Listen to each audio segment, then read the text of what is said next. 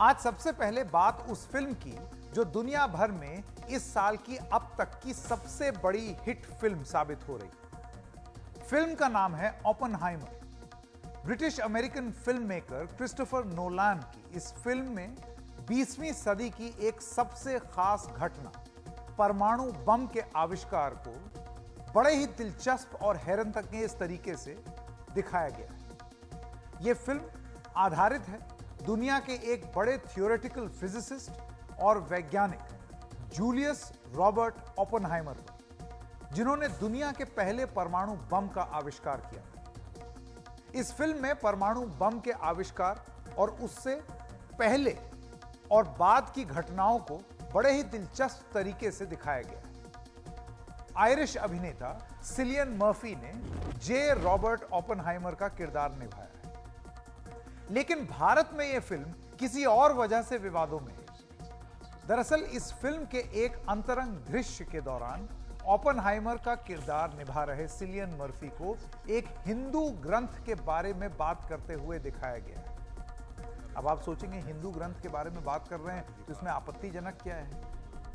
लोगों का मानना है कि यहां बात गीता के श्लोक के बारे में हो रही है और आरोप है कि इस पवित्र हिंदू ग्रंथ का जिक्र इस तरह के अंतरंग दृश्य के दौरान करना हिंदू धर्म का अपमान है। सवाल यह है कि यह कौन सा श्लोक है जिसे लेकर हिंदू धर्म के अपमान का आरोप लगाया गया है कि भारत सरकार ने ही सवाल उठा दिए हैं, अपने सेंसर बोर्ड से सवाल उठा दिए गए हैं कि आपने इसको जाने कैसे दिया, सर्टिफिकेट कैसे दे दिया, पास कैसे कर दिया।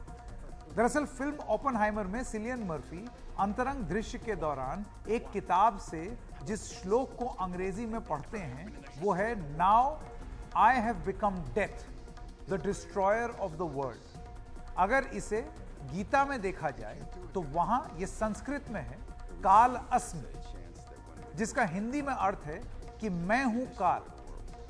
इस दृश्य को इस श्लोक के साथ फिल्म में दिखाने और बिना हटाए भारत में फिल्म को रिलीज की इजाजत देने के लिए सेंसर बोर्ड की भूमिका पर भी सवाल सरकार ने उठाए हैं, जैसे कि हम आपको अभी थोड़ी देर पहले बता रहे हैं। सूचना प्रसारण मंत्री अनुराग ठाकुर ने भी सेंसर बोर्ड की भूमिका पर सवाल उठाए हैं और मामले में जवाब तलब किया। सूचना आयुक्त और सेव कल्चर सेव इंडिया के संस्थापक उदय माहुरकर ने यह सवाल बहुत प्रमुखता से उठाया।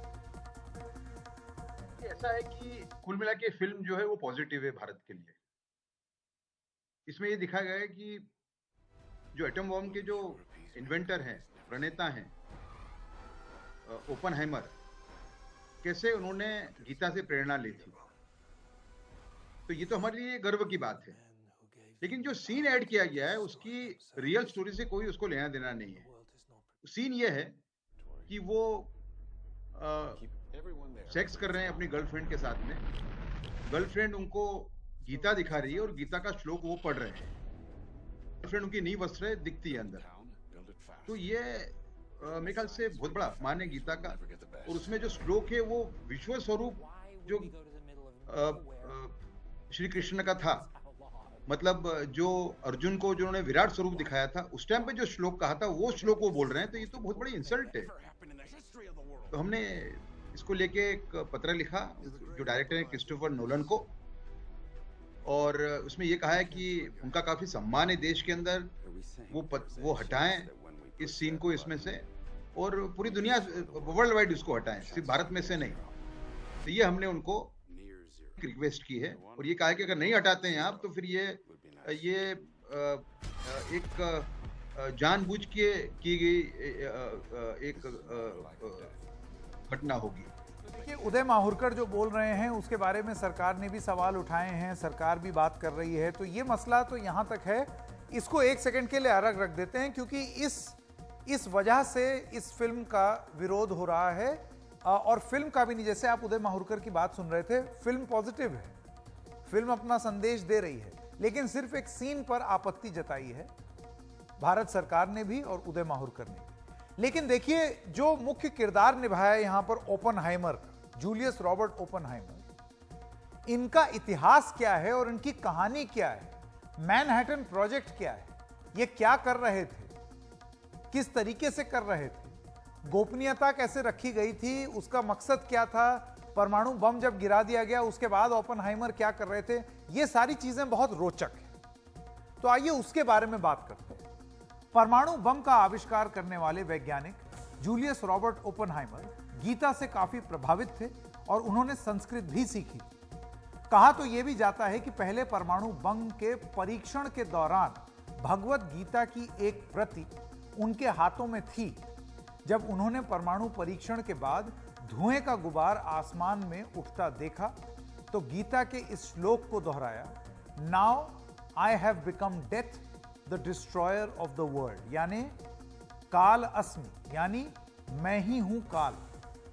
कहते हैं वो भगवत गीता से इतने प्रभावित थे कि अपने भाई को उन्होंने चिट्ठी में लिखा कि यह दुनिया की किसी भी भाषा से सबसे खूबसूरत दार्शनिक अभिव्यक्ति है। लेकिन फिल्मकार क्रिस्टोफर नोलन ने गीता के श्लोक को अपनी फिल्म के एक अंतरंग दृश्य में क्यों फिल्माया है, वही जान सकते हैं। हम उसके बारे में नहीं जानते। अब वो जब जवाब देंगे या इस बारे में कुछ बोलेंगे तब पता चलेगा। ये फिल्म जिस किरदार जे रॉबर्ट ओपेनहाइमर पर बनी है, उसे जानने भी और उसको जानने में भी काफी दिलचस्पी लोगों की बढ़ी है। इसीलिए मैंने बोला कि वो एक मसला जो कंट्रोवर्शियल हो गया है उसको एक सेकंड के लिए साइड रख दें। हम लोगों के लिए भी और सबके लिए जानना जरूरी है कि ओपेनहाइमर कौन थे, मैनहट्टन प्रोजेक्ट क्या था और उसका भगवत गीता से क्या लेना देना है। कुछ हद तक हमने यहां पर समझाने का प्रयास किया। बताया जाता है कि ओपेनहाइमर परमाणु बम के अपने आविष्कार से शुरू से काफी खुश थे, लेकिन बाद में इंसानियत के खिलाफ उसके इस्तेमाल ने उन्हें बहुत निराश भी कर दिया। पहले से वो ऐसा विश्वास नहीं रखते थे, लेकिन बाद में ऐसा हो गया। दूसरे विश्व युद्ध के दौरान अमेरिका ने मैनहट्टन प्रोजेक्ट के तहत उन्हें लॉस एलमोस लेबोरेटरी का डायरेक्टर बनाया। उन्हें जिम्मा दिया गया कि वो हिटलर के नेतृत्व वाले जर्मनी से पहले परमाणु बम तैयार करें। ओपेनहाइमर को तब यकीन था कि नाज़ी जर्मनी परमाणु बम बनाने पर काम कर रहा है और हिटलर इसका इस्तेमाल दुनिया को अपने आगे झुकाने के लिए करेगा, इसलिए अमेरिका को उससे पहले ही बम तैयार कर लेना है। इसी आधार पर दुनिया के पहले परमाणु बम पर अपने काम को वो मन में सही ठहरा रहे थे कि ये अच्छे काम के लिए, अपनी सुरक्षा हेतु ये काम किया जा रहा है। 1995 में अटलांटिक अखबार में छपी एक रिपोर्ट के मुताबिक ओपेनहाइमर को शुरू में इस बात का अफसोस था कि जर्मनी पर इस्तेमाल के लिए वो समय पर परमाणु बम तैयार नहीं कर पाए। इसके बाद जब अमेरिका ने जापान को सबक सिखाने की ठानी तो ओपेनहाइमर ने अमेरिका के B-29 बम वर्षक विमान में परमाणु बम को किस तरह रखा जाए, इसे लेकर कई सुझाव दिए ताकि जापान को अधिक से अधिक नुकसान पहुंचाया जा सके। यानी अभी भी वो परमाणु बम के इस्तेमाल के पक्ष में थे।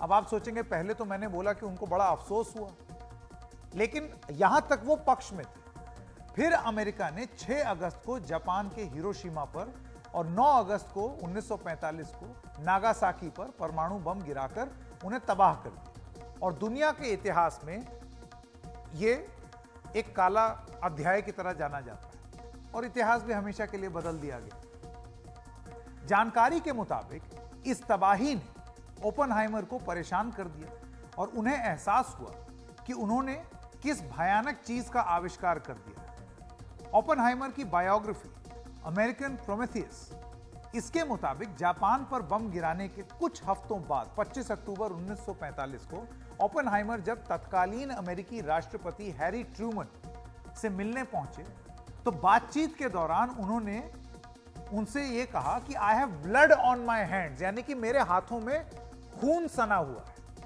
कहा जाता है कि अमेरिकी राष्ट्रपति उनकी इस बात से बहुत नाराज भी हो गए और कहा कि खून मेरे हाथों पर लगा है, मुझे ही इसकी चिंता करने दी।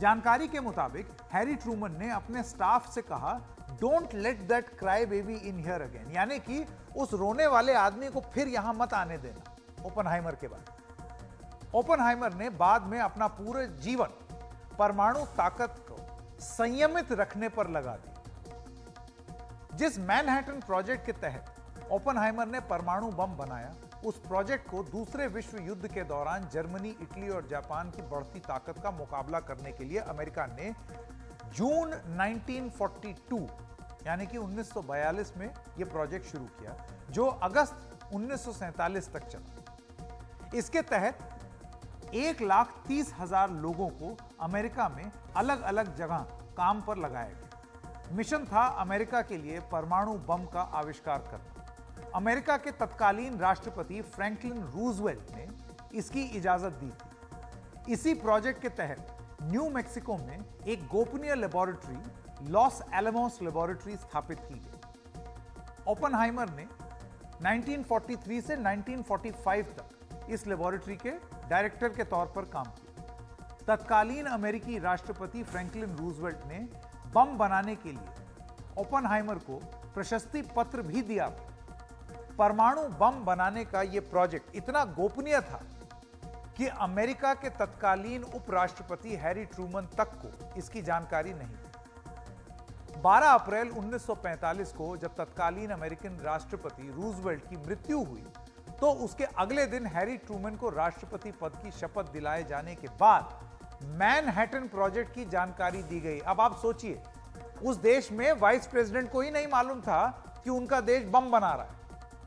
फिर जब वो प्रेसिडेंट बने तब बताया गया। इस प्रोजेक्ट के तहत 16 जुलाई 1945 को दुनिया के पहले परमाणु बम गैजेट का कामयाब परीक्षण किया गया, यानी कि टेस्ट किया गया। इस परीक्षण का कोड नेम था ट्रिनिटी टेस्ट, और इसके बाद दुनिया का इतिहास हमेशा के लिए बदल गया। इंसान के हाथ में परमाणु बम आ चुका था।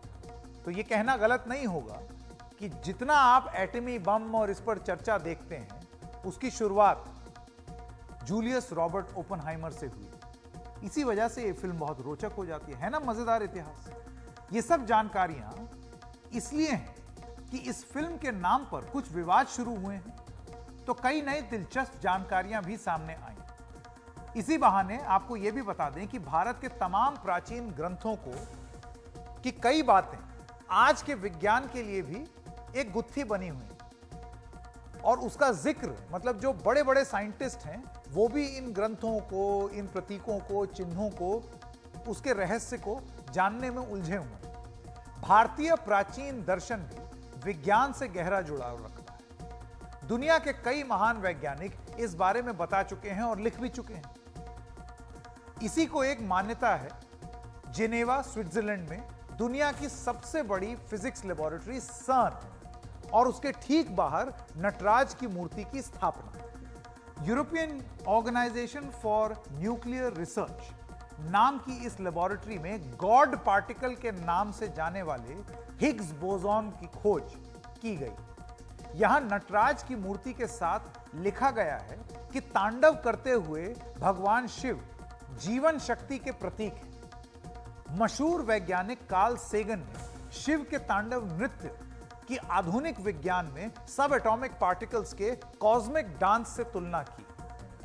जर्मनी के मशहूर वैज्ञानिक वर्नर हाइजेनबर्ग ने एक बार कहा था कि क्वांटम फिजिक्स की कई हैरान कर देने वाली बातें भारतीय दर्शन को पढ़ने के बाद और समझ में आने लगी। आपको याद ही होगा, अंतरिक्ष में जाने वाली भारतीय अमेरिकी सुनीता विलियम्स ने कहा था कि वो अपने साथ भगवत गीता और उपनिषद लेकर गई थी, क्योंकि वो उससे काफी प्रभावित रही। इन ग्रंथों ने उन्हें जीवन का मकसद बताया। इस बारे में मशहूर विज्ञान लेखक पल्लव बागला और बेहतर बता सकते हैं। ओपेनहाइमर फिल्म से चली चर्चा के बीच उन्होंने अपने एक लेख में यह बताया है कि किस तरह समय के साथ उनके ही देश में उनकी प्रतिष्ठा को खत्म किया गया। ऐसा कई देशों ने अपने परमाणु वैज्ञानिकों के साथ किया है। पाकिस्तान के परमाणु हथियारों के जनक अब्दुल कादिर खान यानी कि AK खान को उनके ही देश में जेल में डाल दिया गया। अब्दुल खान पर परमाणु रिसर्च को चोरी से हासिल करने के आरोप लगे। कई और देशों में भी ऐसा हुआ, लेकिन भारत ने अपने परमाणु वैज्ञानिकों को हमेशा सिराखों पर बिठाया। भारत ने अपने वैज्ञानिकों को, जिन्होंने एटम बम दिया, उनको सिर आंखों पर रखा। उनको ढेर सारे अवार्ड मिले। जो पोखरण की टीम थी 1998 की शक्ति सीरीज की, उसमें 6 लोगों को पद्मा अवार्ड मिले थे और एपीजे अब्दुल कलाम साहब को उससे पहले भारत रत्न मिल चुका था। तो कहीं ना कहीं देखिए एक बड़ी विडंबना है। अमेरिका ने अपने एटॉमिक जनक को ऑलमोस्ट ट्रेटर करार दिया और उनकी सिक्योरिटी क्लियरेंसेस हटा दी।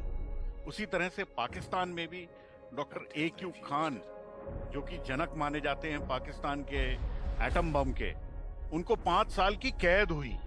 वो एक न्यूक्लियर वॉलमार्ट चला रहे थे बाकायदा। चाइना के भी जो जनक हैं उनको भी तनखैया बनाया गया और कल्चरल रेवोल्यूशन में उनको दूर भेजा गया। तो कहीं ना कहीं देखिए एक बड़ी अजीब सी स्थिति थी। बड़े बड़े वैज्ञानिक थे दुनिया के, जिनको कि इतना बड़ा काम करने के बाद अवार्ड देने के बजाय उनके देशों ने उनके ऊपर बड़ी ढेर सारी ह्यूमिलिएशन हीप करी।